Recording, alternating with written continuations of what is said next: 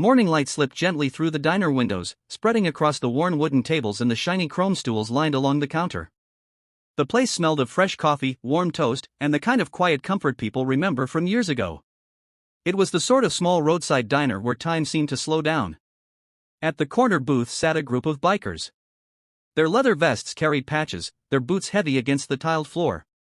They spoke in low voices, sipping coffee from thick ceramic mugs. Among them was a tall, broad-shouldered man named Raymond Ray Caldwell. His beard was streaked with gray, and a faded bandana rested across his forehead. Years on the road had carved deep lines into his face, but his eyes were gentle, the kind that noticed things others missed. Across the diner, the door opened slowly. A tiny elderly woman stepped inside. Her name was Margaret Whitaker.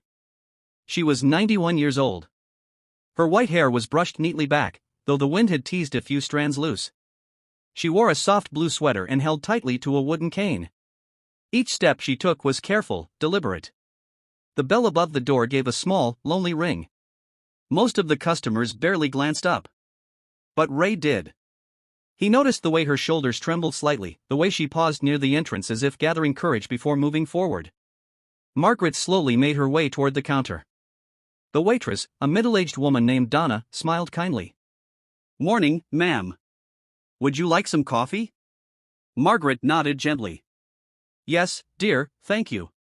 Her voice carried the softness of someone who had lived a long life, and recently carried a heavy sorrow. She sat quietly with her hands folded around the warm cup. For several minutes, she stared at the steam rising from the coffee as if searching for strength inside it. Ray kept glancing over. Something about her reminded him of his own grandmother, the way she used to sit at the kitchen table in the early mornings. Finally, Margaret stood up. Her cane tapped softly against the floor as she walked toward the biker's table. The conversation at the booth faded as the men noticed her approaching. She stopped beside Ray. For a moment, she said nothing. Her eyes looked tired, but determined. Then her voice broke softly. "I'm sorry to bother you, gentlemen." Ray straightened slightly in his seat. "No bother at all, ma'am." Margaret swallowed carefully, as if the words themselves were difficult to carry. "My husband passed away 3 days ago." The table grew quiet. Even the hum of the diner seemed to fade. "We were married 68 years, she continued, her hands trembling lightly on the cane. Ray lowered his eyes respectfully. "That's a long time to love someone," he said gently. Margaret nodded. "Yes, it is." She paused again. Her voice trembled as she spoke the next words. "I'm having his funeral tomorrow morning." The bikers listened silently. Then Margaret said something that made every man at the table lean forward slightly. "I just need someone there." Her eyes filled with tears she had clearly been trying to hold back. "My family lives far away. Most of our friends are gone now." She gave a small, sad smile. "I suppose when you live long enough, the room gets quieter." Ray felt something heavy settle in his chest. Margaret continued. "The funeral director said sometimes people hire attendants so the service doesn't feel empty." Her voice grew softer. "But I don't want strangers standing there." She looked directly at Ray. "I just hoped, maybe someone would come. Just to sit in the room." The table fell completely silent. Ray glanced at the men beside him, Walt Jennings, Eddie Morales, Tommy Brooks, and Leroy Daniels. Men who had ridden thousands of miles together. Men who looked tough on the outside, but had hearts that remembered what loneliness felt like. Ray stood slowly. His chair scraped lightly against the tile. "Ma'am," he said quietly. "You won't need to worry about that." Margaret blinked in confusion. Ray pulled a small notepad from his vest pocket. "What time is the service?" 10 in the morning, she answered softly.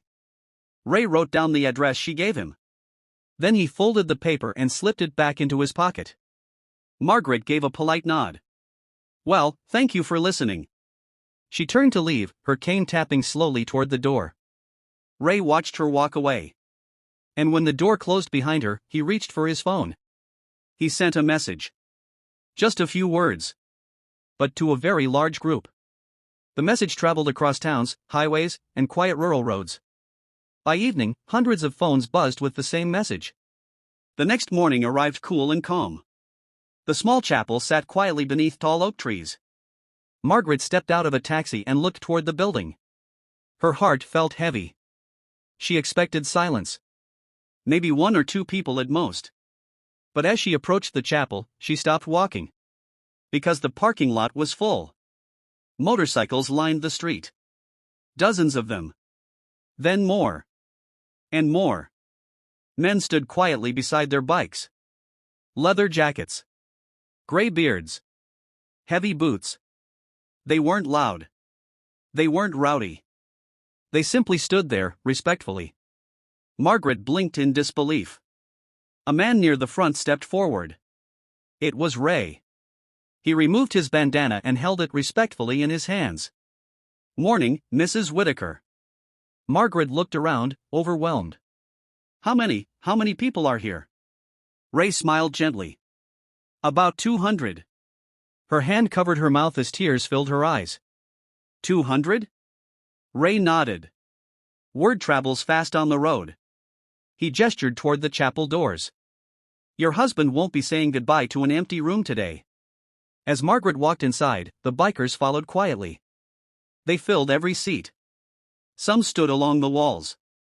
Some remained outside to guide late arrivals. The room felt warm, full, alive with quiet respect. Margaret sat in the front row beside the casket. She looked behind her. Row after row of unfamiliar faces. Yet none of them felt like strangers. They were simply people who understood that no one should grieve alone. When the service ended, Margaret stepped outside. The sun had climbed high in the sky. Ray stood nearby, speaking softly with a few of the men. Margaret walked toward him. Her voice trembled with gratitude. "My husband would have loved this." Ray nodded. "He sounded like a good man." "He was," Margaret said. She paused. Then added gently. "Today you reminded me something I had forgotten." Ray tilted his head slightly. "What's that?" Margaret smiled through tears. "That kindness still rides through this world, sometimes on motorcycles." Ray chuckled softly. The engines started one by one. A low, rumbling sound filled the quiet street. Before leaving, Ray leaned down and gently squeezed Margaret's hand. "You ever need company for coffee," he said warmly, "you know where the diner is." Margaret watched as the long line of motorcycles slowly rolled away. And for the first time since her husband passed, she didn't feel alone. Because sometimes kindness arrives in unexpected ways. Sometimes it comes quietly. And sometimes it rides in on 200 motorcycles.